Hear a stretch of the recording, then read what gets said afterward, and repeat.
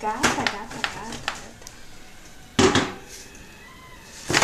Ușor, ușor, ușor. Ușor. Dar nu cântă. Trebuie... Ba da, cântă. Dar dă-o jos și te pe crema afară.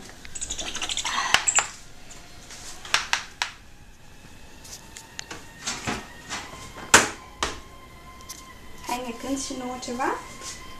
Dacă mai ai ocupat cu mâncarea.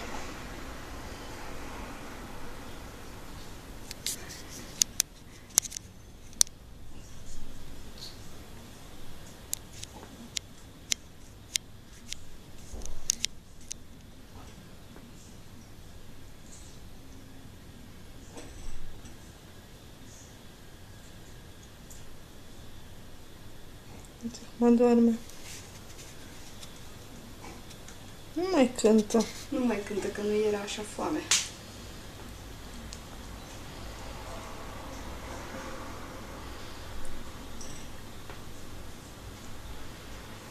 Ce frumos e.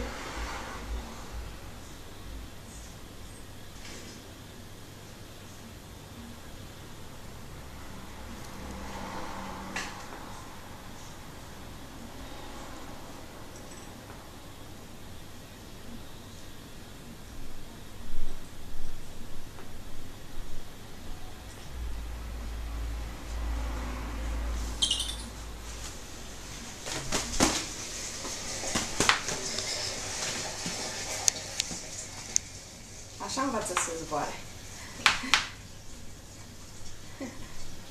Ce faci, măi, puiuțule, mă, vrei să zbori? Hai, hai, hai, hai, hai. Gata, că mai ai de mâncat. Mai ai de băpică. Avem noi timp să învățăm și să zburăm. Pe altă treabă are Ioana când o duci la țară, n-are. Au! Trebuie să-și vindece piciorușul ca să poată să zboare. Da.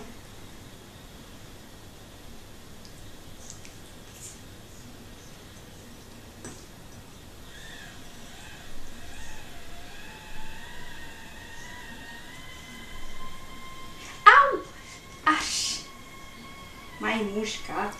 Măi, trebuie să-i dai cu penseta mâncarea. De ce? Așa se face. La astea. De unde știi? Am văzut pe la televizor pe Discovery. De cu penseta, ca să nu te ciupească. A, ca să nu mă ciupească. Da, să nu muște. Am crezut că se semene cu ciocul. Maică sa. Ei, cred că e și asta, nu știu. Se poate să fie și chestia asta.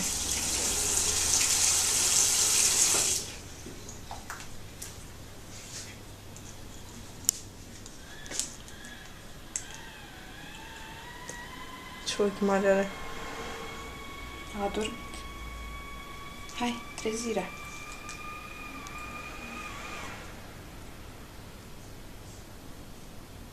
Asta cu ochii închiși, n-ai niciun stres. Păi doar. Doarme mult, puiuțul. Obosește.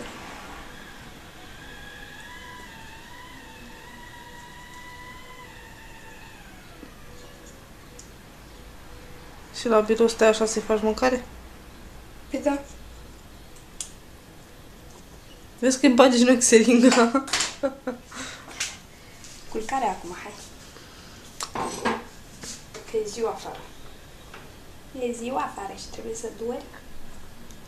Trebuie să dori. Nu are niciun stres.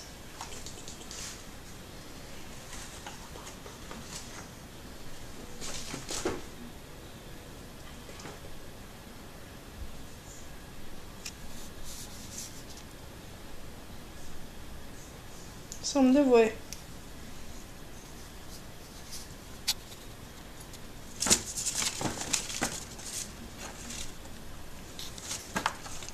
Hai să nu se dau. Nu-ți cântă că e prea sonoroasă. Dar de ce nu lasă doarmă?